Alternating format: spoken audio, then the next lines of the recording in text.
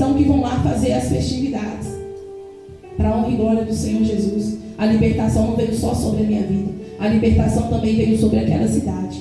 E detalhe, eu estava orando no monte. Eu não tinha condição de ir aquele ano para lá, visitar a minha mãe. E uma mulher chegou para mim e falou assim: eu vejo você com uma mala, chama pastora Adelaide, com uma mala do lado.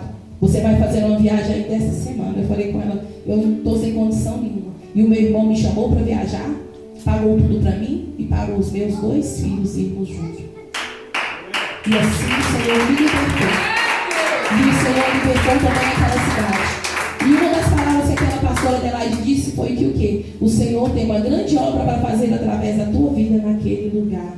E ali, irmãos, depois que eu tive aquela revelação diante dos meus olhos, o que eu fui fazer? Subi para o monte.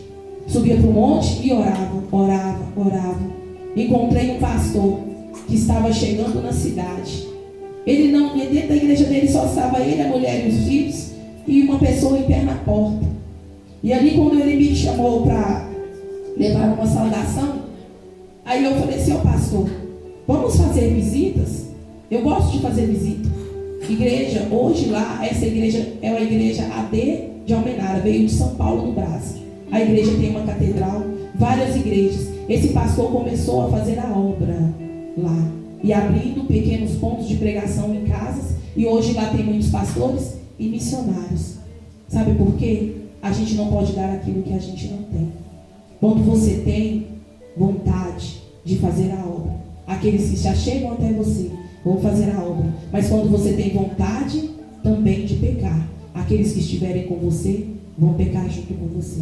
O Senhor, Ele te dá 2 escolhas: ou você anda nas luzes, ou você anda nas trevas. Porém, você precisa compreender que a salvação da sua família depende de você. Não é do seu sogro, não é da sua sogra, não é da sua irmã. É você que precisa se posicionar. O Senhor nesta noite me fez trazer para você este pequeno testemunho da parte da minha vida, para que nós venhamos entender que não é fazendo acepção de pessoas por roupa, por comportamento. Porque o Senhor Jesus, Ele mesmo foi julgado na sua pátria, quando Ele não pôde realizar obras maiores. E eu digo para vocês, desde que quando eu me converti, eu não congrego em igreja próxima à minha casa. Eu moro lá no Betim Industrial, venho congregar aqui. Morava lá no Betim Industrial, ia congregar lá no Laranjeiro. Morava lá no Betim Industrial, ia congregar lá no Niterói. Porque por muitas das vezes as pessoas que veem os nossos tropeços, as nossas derrotas, não querem ver também. Não é que não querem ver, não acreditam na transformação que Deus pode ver. E o Senhor nesta noite, Ele fala para mim e para você: Ele precisa de pessoas que tenham caráter. Foi isso que Ele viu em Jebeté. Deus viu um justo juiz, e ele ganhou crédito diante do Senhor por ser sincero diante de Deus. O caráter cristão, ele vem ser moldado através da conversão. Enquanto nós estivermos convencidos, como eu disse no meu testemunho aqui, não tem conversão, igreja. A gente vai ficar brincando na presença de Deus. Mas o Senhor, Ele chama a cada um para trabalhar, para exercer o chamado que Ele tem na minha e na sua vida. O Senhor, nessa noite também, Ele vem nos falar, igreja, aqui no versículo 28. Quem pode acompanhar comigo?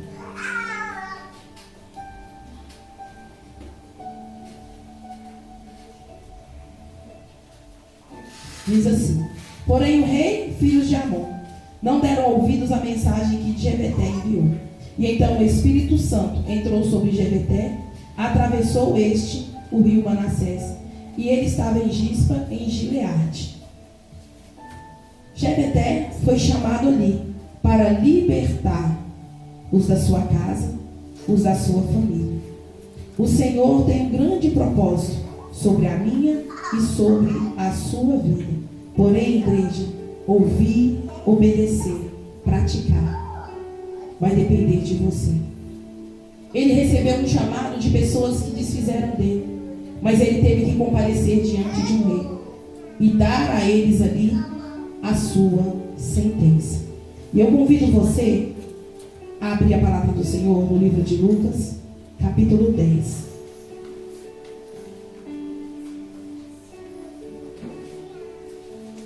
Jefté se colocou diante daquele rei, diante daqueles homens, para salvar a sua família e a sua casa. Porém, aqui no livro de Lucas, capítulo 10, nós vamos observar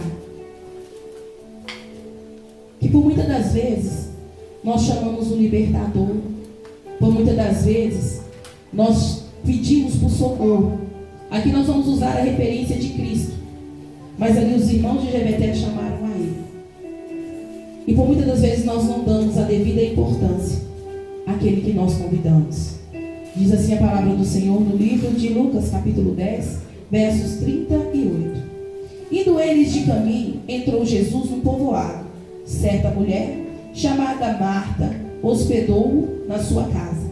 Tinha ela uma irmã, chamada Maria, e esta que dava-se a sentar aos pés do Senhor para ouvir os seus ensinamentos. Marta agitada de um lado para o outro, ocupada com seu serviço.